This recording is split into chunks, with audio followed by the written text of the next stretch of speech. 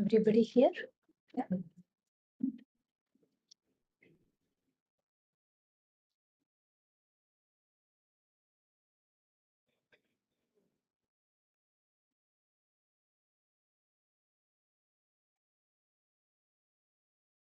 ॐ सहना भवतु सहनौ भुनक्तु सह वीर्यङ्करवावहै तेजस्विनावधीतमस्तु मा विद्विषावहै ॐ शान्तिः शान्तिः शान्तिः.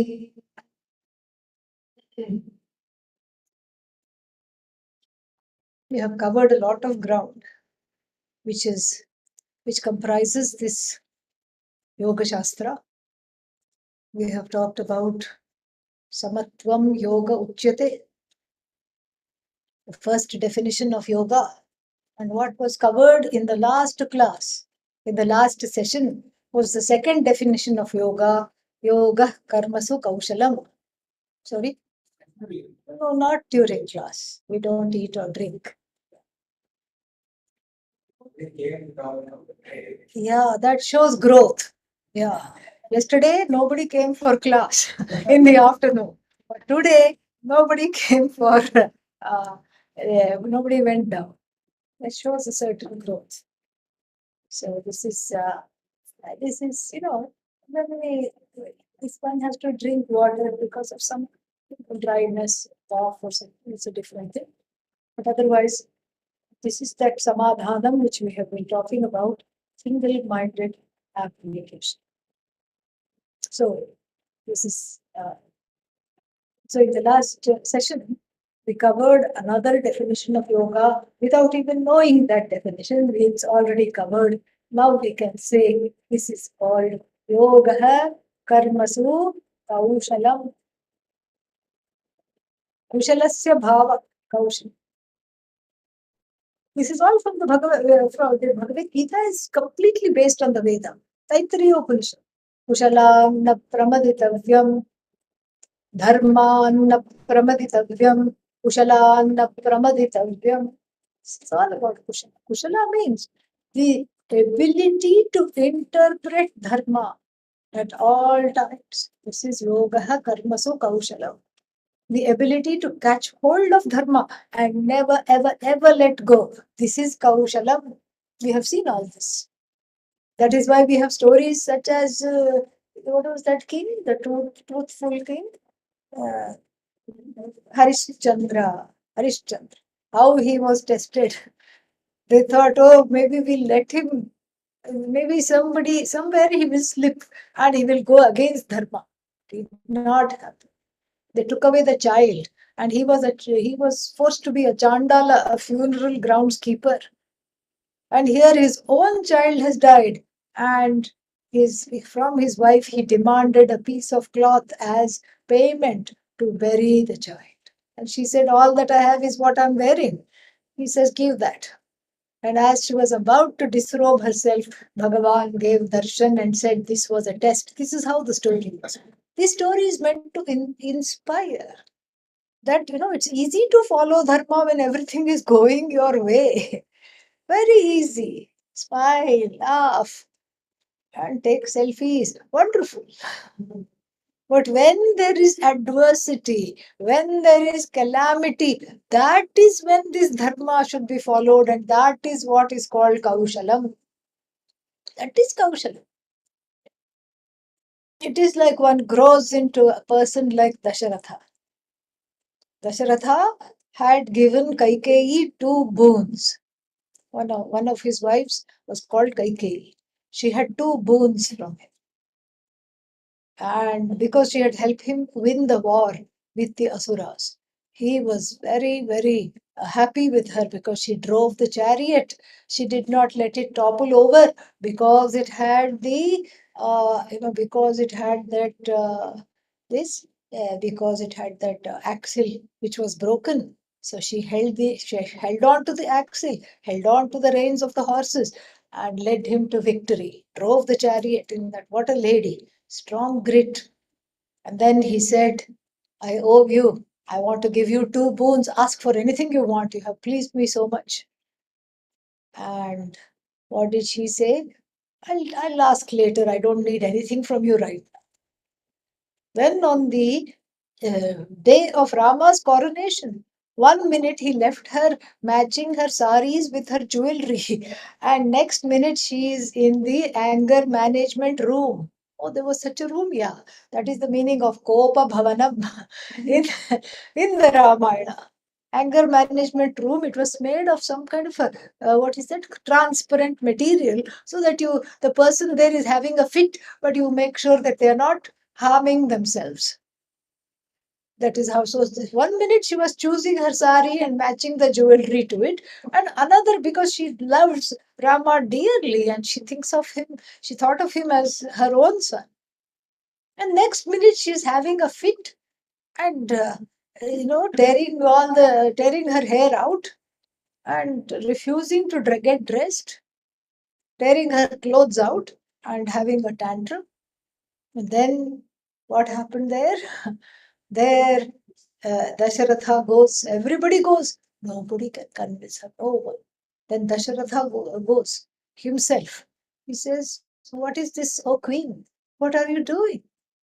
Just now you were selecting a sari and now you are doing this. Well, you love Rama. I'm confused. What is happening? Why don't you want this coronation? Remember those two boons? I want them right now. Okay, okay, anything. What do you want? First boon, not Rama, my son, and Bharata should be the king." So he's kind of stunned, but he says, okay, because he knows Rama will not take it badly because Rama is a very mature individual. So he knows Rama will not take it badly at all. Rama is a very mature individual, and so no problem at all. Then she says, I want Rama to be banished to the forest for 14 years. For us, this is forest life, okay? Yeah, all protected. Ceiling fan, light, everything. Forest in those days, there was no SMS, there's no email, there is no smartphone. There is just what? There is only, what is that called? Only a big headache. That's all is there. Wild animals, wild cats, wild dogs, wild everything. And what are they all doing? They're all just waiting for you. You are their lunch. This is what they're doing. And if somebody went to the forest for 14 years, there was no chance they would come back. Very, very slim chance. But why do you want to send Rama? Because as long as he is in Ayodhya or anywhere for that matter, nobody will accept Bharata as the king. That's why out of sight, out of mind, I want him out. Terrible. And so, this Dasharatha pleads with her, rants and raves and says, I cannot be separated from Rama. It will be the end of me. I will just die. So please do not do this to me. I cannot handle it. Do not do this to me. I'll just die. I will just have I cannot stand this separation from the firstborn. Let Bharata be the king. I don't mind. Please don't do this to me. He falls at her feet. He cries. He's angry. He's upset. He cajoles her. He coaxes her. But really speaking, he was the king, right? And in a monarchy, he is the executive branch, he is the legislature, and he is the judiciary. And the final court of appeal is him. He is the Supreme Court. All he had to do was to go into the Kopa Bhavanam, the anger room, and say, get up, lady, get dressed. No, I want boons. All he had to say was, what boons? I don't remember no boons. I don't remember any boons at all. You must be out of your mind. He cannot say that. He cannot say that. And he cannot even say, I'm not going to give them to you. I changed my mind. No, because this is dharma. Samanya dharma. Vishesha dharma. You are true to your word. And even though it caused his death, he gave her what she wanted. That is why we have Ramayana. In America, they say Ramayana. Okay, so that's not how to say it. Ramayana, not Ramayana. Okay, and so that is why we have Ramayana. If everything had, if Dasharatha had not followed Dharma, no Ramayana we would have had, because the story would have ended right there. We would have had a coronation long before the real coronation. And then everybody lived happily ever after. This is what we would be telling the children. This is how we would be telling the stories to the children. But this shows the tenacity to Dharma. You grow into a person for whom Dharma is not optional, even at your own peril, because Dharma requires sacrifice. It's not easy. It's very easy to follow Dharma, when everything is going well. No sacrifice is needed. Everything is fine, it's convenient. But no. Dharma, for the followers of Dharma are more often than not put into inconvenient situations. Look at the stories of the saints. Look at Mirabai, how she was tortured by the in-laws. But she stood for whatever she wanted to do. She wanted to be a bhakta. She didn't want this kind of a life. But nobody listened to her. But still she followed at great peril to herself. Like this, you see the lives of saints. So much hardship. So we only see the glory attached to saints. We don't see how difficult their life was and what all they did to overcome it. Dharma and the karma coming out of Dharma, the actions ensuing from Dharma is like a cushion. It cushions your life, even though it may be difficult. It's like a wonderful cushion.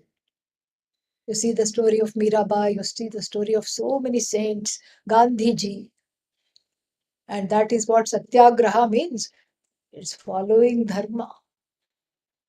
Yes, I'm opposed to you, I'm opposed to your policies, and I'm not given to violence, because that is Dharma. And so non-violently I will make my statement. I will make my statement felt. I will make sure that I do this. This is Dharma. So one grows. First, you have to follow Dharma deliberately. There is no other way. You follow Dharma deliberately, because it is a cultivated art, the following of Dharma. First, you have to remind yourself, yes, no, I shouldn't be doing this. Oh, because something or the other it will violate. Either it will violate Samanya Dharma or Vishesha Dharma or Swadharma. So one is cautious and one deliberately follows Dharma. And after a while, Dharma becomes you. Then for the Jnani, there is a saying, Ko vidhi, ko nishedha. What kind of injunctions? What kind of prohibitions? No do's and don'ts for the Jnani. Nothing to do, nothing to not do, because Dharma has become that person, pun intended. Dharma becomes you. You are one with Dharma.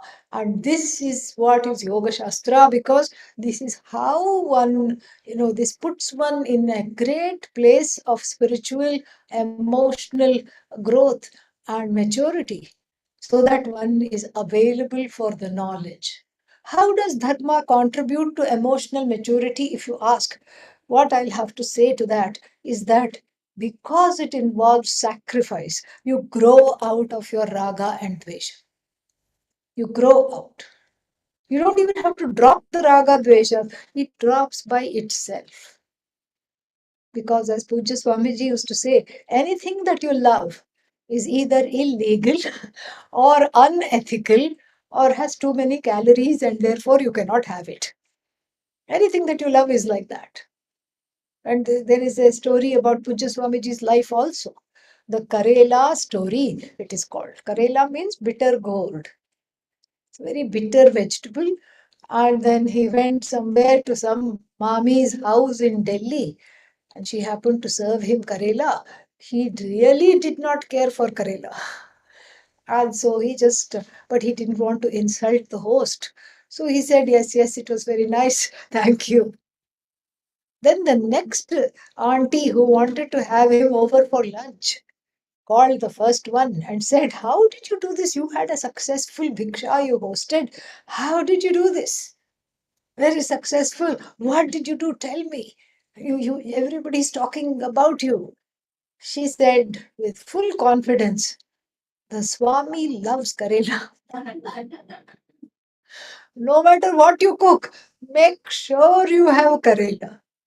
And it wasn't even in season. So the second lady went at great lengths and went far away to get 2 kilos of Karela.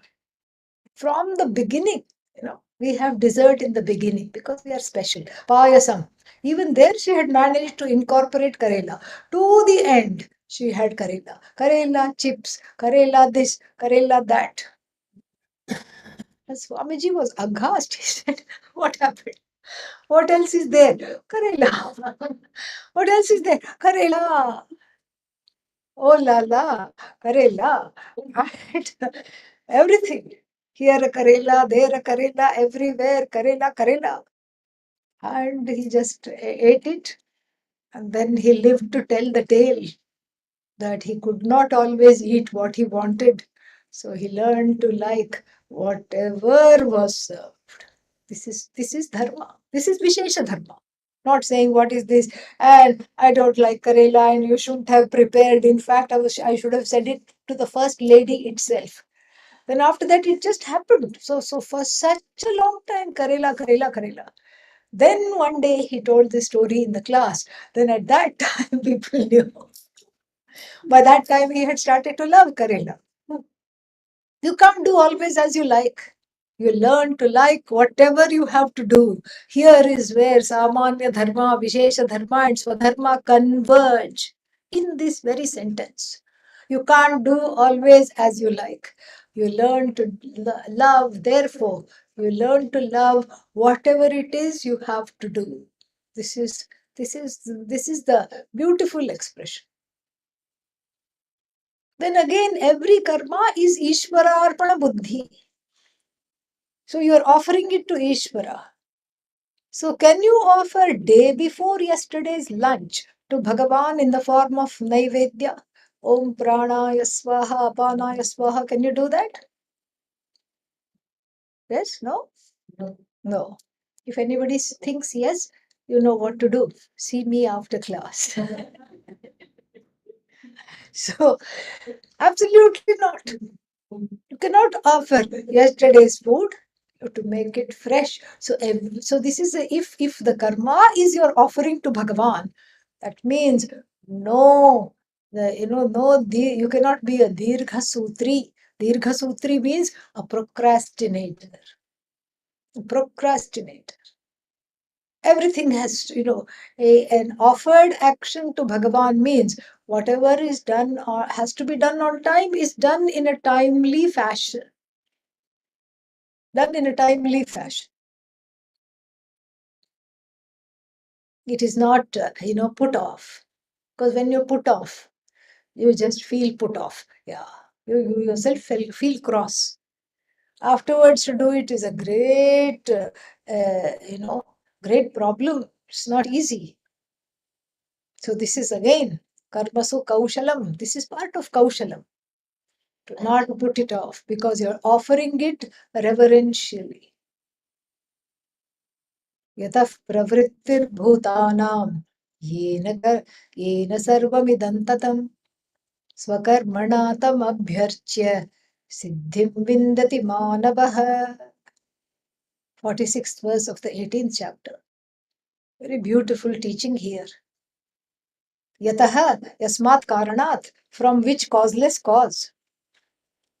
Pravrittihi bhutanam, from where all these beings, the elements, the elementals, and all the jivas, have come. The bodies of the jivas have come. By that, Ishvara, by which everything has come, by which everything is protected and take a sustained. I worship that Bhagavan. How? With the flowers of my own karma. In the Sahasranama, for every action, you have a little flower and you say, you touch it to the heart and you say, Namaha. Every time. And so here also, every flower is your own action, timely done, properly done, in keeping with Dharma done. So wonderful. So absolutely such wonder. This is how to worship Bhagavan through your own karma. That means what? There is a need to connect to the karma because that is the first way to overcome alienation. The need to connect to the karma. Because otherwise everything is automatic and disconnected. And this is expressed very well in the American lingo.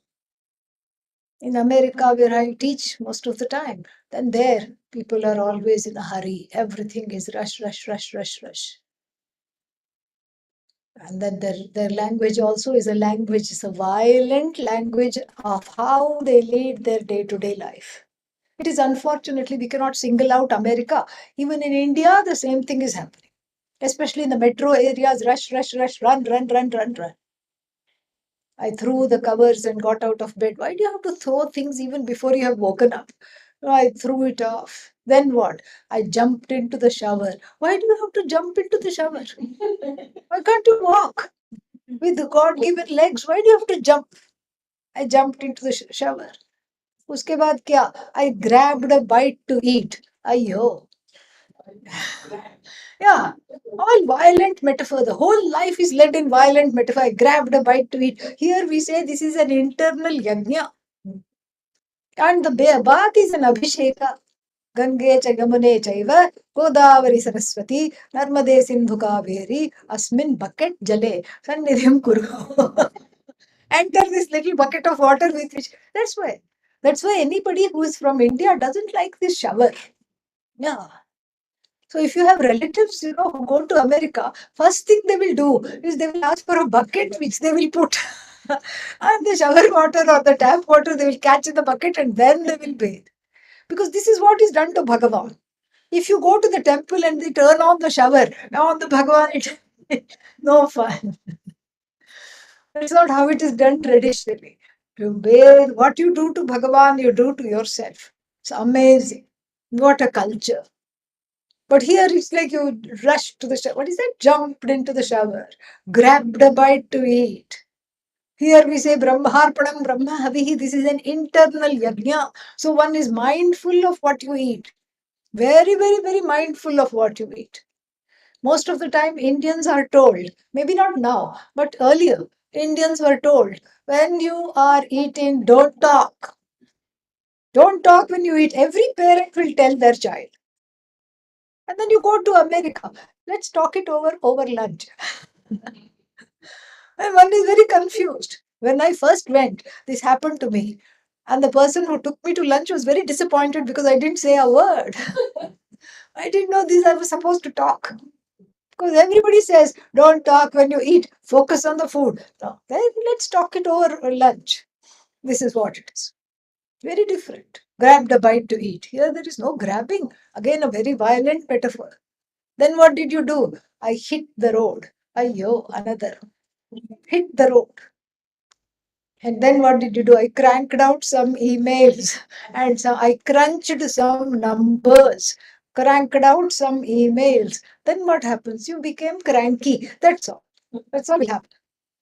Then on the way to the office, you hit the road. On the way back, you beat the traffic. Beat. And then what else? Nobody cooks. I threw something. That is at the end. उसके पहले थोड़ा खाना चाहिए ना. Some food should be there. Nobody cooks. I threw something together. Again throwing. And then what else? And if you ask the teenager, I nuked it, meaning I put it in the microwave. This is the metaphor for bomb. I nuked it. And then what? I flipped the channels and then I crashed. Like the virus-ridden computer, I too crashed. Then the next day morning, I jump into the shower again. What a way to live. What a way to live. How can you say this karma is an offering to Bhagavan? How can you say this is Ishwararpana Buddhi? And how can you use the karma to mature into a person ready for this knowledge? How can you have Shama, Dhamma, Uparati, Titiksha, Shraddha, Samadhanam? How can you gain all these qualifications? Not possible if you're on the run all the time. Running, running, running, running, running. And what is that? What cost? That's why, as we hear, at age 28, had cardiac arrest, had a heart attack, somebody died, something. This is what is happening. To slow down in order to enjoy what you do. And the Shastric way of getting up and going about your day is completely opposite this. First thing we are asked is to look at our hands. Karagre vasate Lakshmihi. Then Karabadhe tu Saraswati. Karamule cha Govindah. Prabhate Karadarshanam. Prabhate in the morning. Karadarshanam. Look at your hands. Why? You say a prayer. May the goddess of abundance live in the tips of my fingers. May she be backed by knowledge. And may everything, all my actions come from Govinda. The Govinda means the one who is found through words of the Veda. Gobhihi vindate yah, from the Lord. Then the feet touch the ground. You say a silent prayer. All of this you've been saying here. Samudra Vasane Devi. You say, oh Mother Earth, I don't know how I lived yesterday. I don't know how I'll be tomorrow. Today, let me not trample upon your grace. And when we were young, the elders would always tell us, don't run around in the evening. Why? Because Krishna is drinking his bowl of milk. And when you run, all the dust will go in his bowl of milk. This is how one started to wind down during the end of the day. This is how we were told. And then, then nobody grabs a bite nobody rushes into the shower. It's an abhisheka for the indweller, which is Bhagavan. That is why you put something here. Vibhuti, Chandan, something. You put something here. You put flowers in the hair, not for the hair, for the sake of that which is the indweller of this body, mind, sense complex. You worship the indweller. What a culture. This is lived Gita. This is lived Vedanta. This is lived oneness. It is so accessible to us. How did we forget? Why did we forget? Still, it is not too late. It is not too late to start living like this again. Then, this is an internal yajna. The hunger fire is called Vaishwanara. It is Bhagavan. Aham Vaishwanaro Bhutva Praninan Deham Ashritah. And this is, I am Vaishwanara, says the Lord. I have a new name when I enter your stomach. I have a new name. I am called Vaishwanara, the digestive fire. That's why you don't throw into the stomach. What is that called? Junk food. How can you call it junk and food at the same time?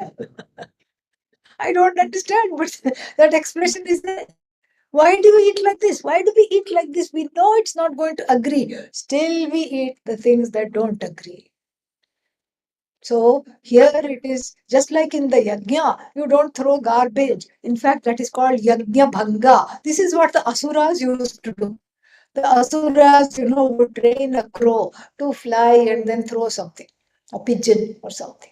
Sometimes they would put some meat and then do yajna bhanga, so that the rishis, poor things, would have to start all over again. They were doing for world peace or something, they were doing this homa, and they would create some kind of a nuisance. They were all miscreants. Here, who is the asura? Myself. Whenever I do the food, I am the asura. And this is very, very, very important. And so no grabbing, and then very mindfully eating, enjoying, contemplating. That is why one doesn't talk, contemplating on all the places the food could have come from. silently having an attitude of gratitude to what? To the farmers who grew, to the Mother Earth who gave this, to Bhagavati, Mother Earth who gave this. And you enjoy, you eat, you fill up the stomach, no problem, you enjoy what you do. And then rush, rush, rush, no rush. And then going to the office also, it is work is worship. Only in the Hindu tradition we can say this. Work itself is worship. So it's worship fully offered. And then similarly, when you come back, you cook, you don't throw things together, you don't crash. Even sleeping, we say, may I not, we have a nice prayer to Hanumanji. Please protect the sleep from bad dreams. And this way one leads the life. Day by day, one is in touch with Bhagavan. Moment by moment, one is in touch with oneself, which is Bhagavan. And then this is how one slows down enough to see what are some chronic patterns that I have to think about. What are some things that I have to reformulate within myself? What is it that I want? How can I engineer and steer my growth? What can I do to grow into a person who is fit for this knowledge? Because that is how the raga dvesha are tamed. Because at every corner you choose what needs to be done rather than what you like to do. This is how the growth happens. Then one more thing. Ultimately, the last definition of yoga in the Bhagavad Gita happens in the beginning somewhere, verse 7 or 8, something like that, in the beginning of the 6th chapter. Tam vidya dukkha samyoga viyogam yoga samhitam sa nishchayena yoktavyah yogo nirvinna chetasa. Very interesting and a very tricky definition of yoga. The final definition of yoga is given in here. And what is that? Tam vidyat. Yoga samgitam tam vidyat. Know that to be yoga. Know that to be called yoga. What is that? Dukkha samyoga viyogaha yogaha iti uchyate. Dukkha samyoga means association with sorrow. Dukkha samyoga viyogaha means dissociation from association with sorrow. A conscious delinking of yourself from sorrow. The knowledge of Atma as Ananda comes to a person who is relatively cheerful. Oh, I thought it is for sad people. Yes, but you should be, maybe underneath there is some sadness, but you should have the mechanism to override it and be relatively cheerful. Some endorphins and serotonin must be there for the Bhagavad Gita to work. So therefore, some very innovative definition, very creative, beautifully innovative definition of yoga. Yoga Samgitam Tam Vidyat. Know this to be called as yoga. What is this yoga? This yoga is dissociation from association with sorrow. Sorrow is an interloper. It doesn't belong in your life. And if you keep inviting it and if you keep revisiting the sorrow all the time, then it comes into your house. It comes and sits in your heart. You see, we have goddess Lakshmi, right? Who is Lakshmi? Everybody knows. Goddess of prosperity, abundance. And there are gold coins falling over from her hands, falling all over herself. That is our traditional understanding of Lakshmi. But abundance is not just in the form of gold and money. It's an inner abundance. It's overcoming that scarcity mentality and the sorrow mentality. So, traditionally, when you invite Lakshmi in the prayer, you say, please keep your elder sister, don't bring your elder sister. Who is the elder sister of Lakshmi? Alakshmi. Lakshmi means not Lakshmi. And Lakshmi is all decked in gold, resplendent. The word Lakshmi he means resplendence of the Atma. She is the shining knowledge of the self in the form of Purnata, fullness, wholeness, abundance, no lack at all. She's all luster. And the elder sister is who? Lackluster. She lacks luster. She is depicted as torn, tattered clothes, unmade hair, and looking all sunken and a scowl on her face. And in the Shri Sukta, this expression comes, Alakshmir me nashyatam tvam vrine. I choose you. I don't choose your elder sister. I choose you. I choose cheerfulness. I choose, a certain prasannata. I choose abundance. Down with the scarcity mentality. Down with all this. And then sometimes, this alakshmir me nashyatam, whatever comes before, there is an elision of this earth.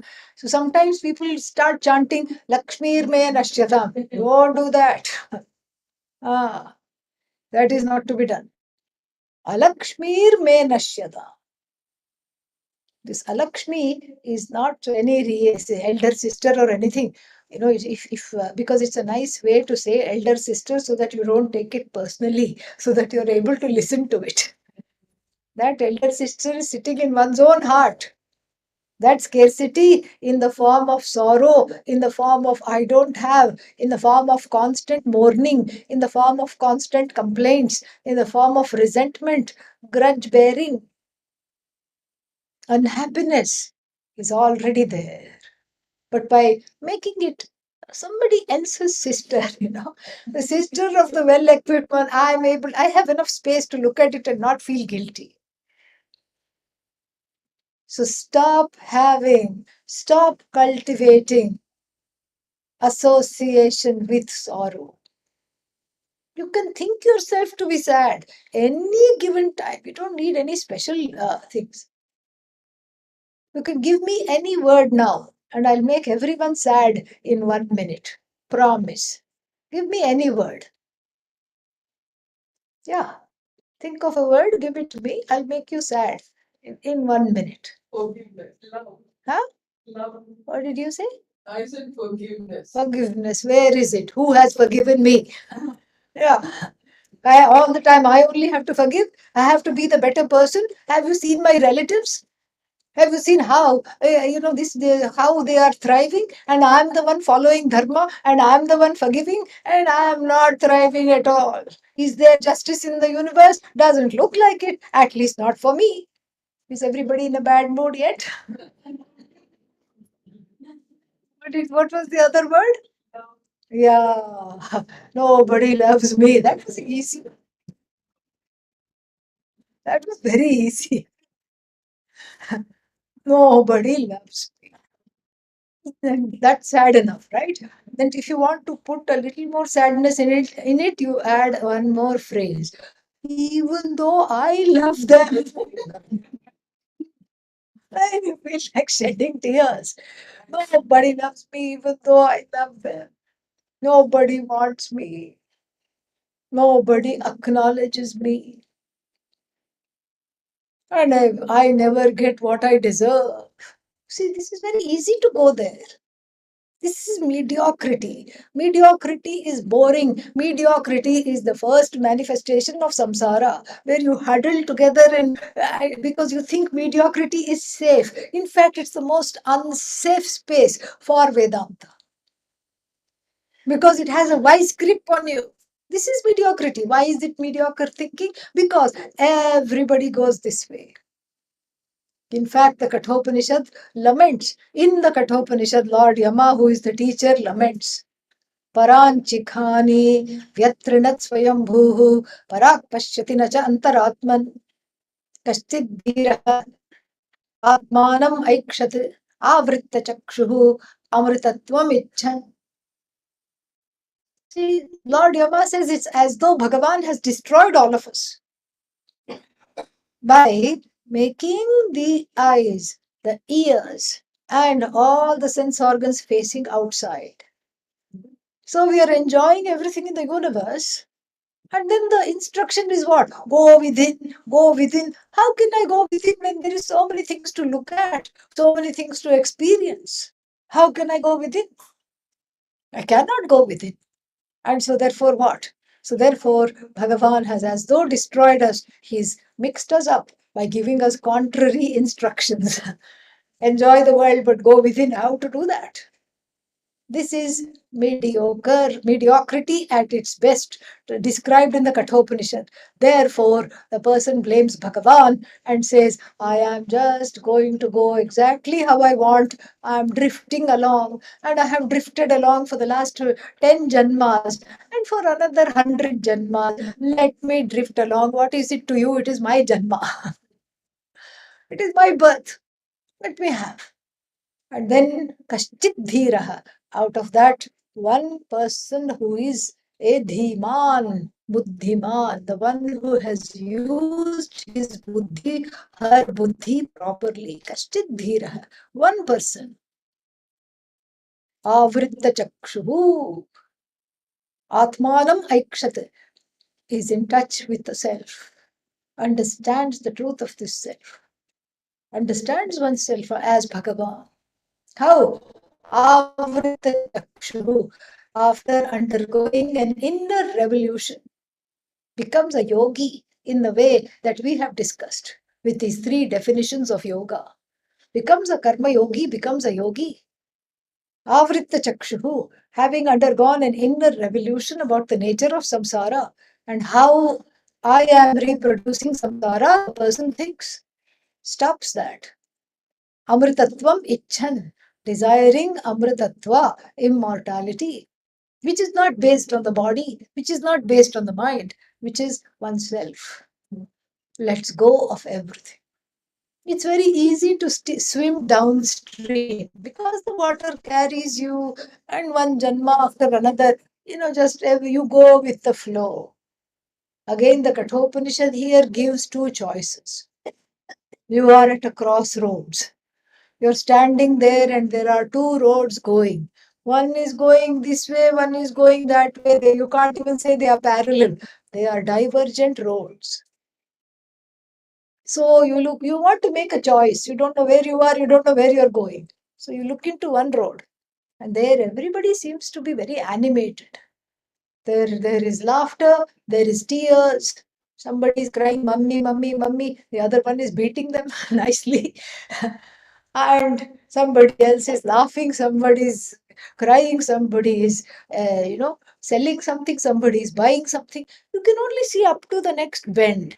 You can't see beyond that. So here it seems to be a very crowded road full of happening things.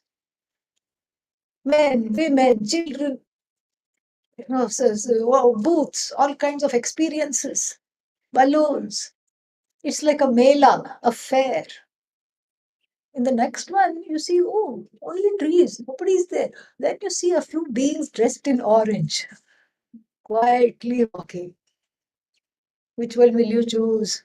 Naturally, the first one. Because there is safety in numbers.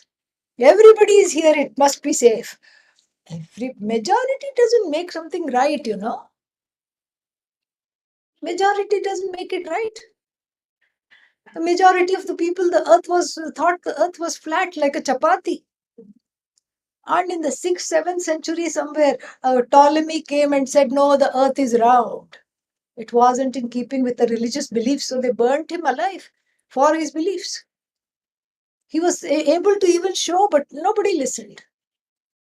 Until Galileo came, everybody thought the earth is flat. They were afraid to travel. They thought they will reach the edge and fall off.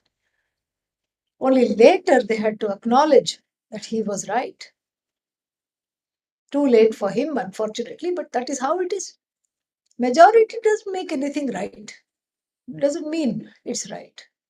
So you choose this road out of a sense of mediocrity and out of fear that your raga dveshas will not be fulfilled in the other place where just a few sannyasis are roaming. The first road is called pray yes. If you choose that, what are you saying to everybody? Pray for us. That's why it is called prayas. Moksha. Shreyas is another word for moksha. Shreyascha preyascha manushyametah. Both Shreyas and Preyas approach the human being at a certain crossroads in life. Then what to do? Then it is said that the Dhira chooses Shreyas. Dhira chooses Shreyas. Why? Because the Dhira, the wise person, makes the correct choice. Knows the situation, knows that anything that I get from karma is finite. What I want is the infinite. Makes the right choice and chooses Shreyas. Then the Manda, the slightly dull one, the mediocre one, chooses Preyas. Why? Yoga Kshemat Vrinite. Out of the fear of yoga and kshema. What is this yoga and kshema? Apraptasya prapanam yoga. This is a technical term. Don't think this is the fourth definition of yoga. No. This is just a technical term when yoga and kshema are words used together. Technical definition. Apraptasya prapanam means gaining what I don't have. Yoga kshema means polite way of saying raga dvesha. Kshema, praptasya rakshanam kshemaha. Protecting what I have got with great difficulty from other predators. Maybe even my relatives and friends, everybody is a predator. And so this is what the whole life is occupied with. Avoiding uncomfortable situations, running towards comfortable situations. That is what one does. Avoiding uncomfortable situations, running towards comfortable situations, protecting what one has and keeping at bay what one doesn't want, like wrinkles, gray hair, all these things. And therefore, this is why this teaching is very, very, very important. Because this yoga kshema is a pitfall. In fact, it is not for you to carry your yoga kshema. That's why Bhagavan promises right bang in the middle of the Bhagavad Gita. Middle of the Bhagavad Gita means ninth chapter. And there also in the middle of the ninth chapter, Bhagavan makes a very important promise. Ananyas chintayanto mam ye janaha paryupasate tesham nityabhiyuktanam yogakshemam vahamyaham. This is a famous verse, made even more famous by Life Insurance of India Company. They have appropriated that last word. Yoga Kshemam Vahamyaham. They have like these two hands and one lamp there, and that is their logo. And underneath Yoga Kshemam Vahamyaham. So the one who is carrying Yoga Kshema is not Lord Krishna, but Life Insurance Company of India. That's what they want you to think. They are very clever. It works also because they're very famous. So the Lord says, Vahami, I will carry the yoga and kshema for the people. Oh, everybody?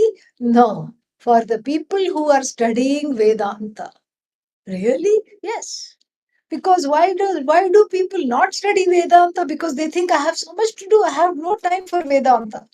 Drop whatever you have to do, you study, then Bhagavan will take care of whatever it is that is meant to be taken care of.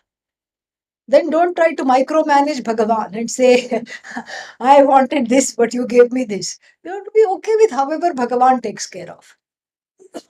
So this is what is Ananya Chintanam means. Ananyaha Chintayantaha Mam. Ananya Chintanam means the pursuit. Here, Chinta doesn't mean worry or contemplation. It means enquiry. The enquiry into Bhagavan as non-separate from me. Those who do and worship me in that manner. Attending a Vedanta class is the greatest form of worship according to this verse. When? All the time. Nitya abhiyuktanam. It's not, one Vedanta class I attended. Okay, done. Now, how come you are not taking care of yoga and kshema? This is for the people who are always working towards, always doing shravanam, always doing mananam, nididhyasanam, always really focusing on this teaching. And then for them, tesham nityabhiyuktana means always, who are always committed, who have a committed pursuit. Yoga kshemam vahami aham. I will carry what they want, what they need. It will all happen. Really, it will really, really happen. See, one example, right in class it happened. You didn't go for Kashaya, you chose Vedanta, Kashaya came to you. See? Instant illustration of this verse. This is how it happens. It really happens. You try it. The proof is in the trying. You make room for Vedanta, Bhagavan makes room for you and your wants and your needs. It is a law of the universe. Why? Because this birth is this human birth. Manushyatvam mumukshutvam mahapurusha samshrayah. This birth, Manushyatvam, this human birth, is to gain this knowledge. And anybody who goes away without gaining this knowledge is called by sage Yagyavalkya in the Brihadaranyaka Upanishad as Kripanaha. Kripanaha means conjuice. Conjuice. Conjuice means parsimonious, stingy. Stingy. We have our own understanding of stinginess. What is that? Conjuice, makhi choose, we say. Makhi choose means, a fly fell into the fellow's tea. And then he picked it out all right. But a few drops were there. Why to waste that? And before he threw it away, you know what he did with it. And so this is our idea of the stingiest person on the planet. But sage Yagyavalkya, the Rishi, has a different understanding. Gargi says, Kaha Kripanaha. Who is the stingiest person? Bho Gargi. Yagyavalkya says, Oh, revered Gargi. Gargi is a sage as well. He tells her, O revered Gargi, Atmanam aviditva yah asman lokat praiti sa kripanaha. Saha kripanaha. The one who departs this world without knowing the truth of oneself as non-separate from the Lord, that is the conjuice person. Then seeing the answer, one is confused. What does not pursuing Vedanta or not gaining the knowledge has to do with stinginess? The answer is very, very clear. Because the buddhi, the person has hoarded the brain cells and not put effort, has just hoarded the brain cells, collected the buddhi and not made any use of it for this purpose. For the purpose for which it was given. The buddhi is given for this. To pursue this knowledge and to gain this knowledge, the buddhi is given. And if you don't use it for what it is supposed to be used, then you are really stingy. You are the stingiest person on the planet.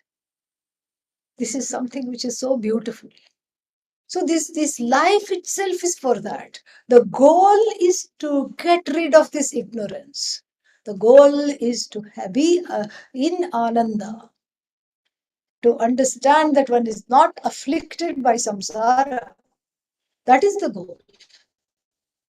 And if you make even a little bit of an effort towards that goal, the universe in the form of Bhagavan helps you go closer and closer and attain this goal.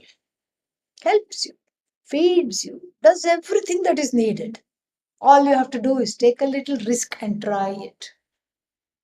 Because when we talk about Swadharma, in addition to raising children, raising family, going to work, following your goals and desires, the first Swadharma is to get rid of ignorance that keeps you trapped in samsara.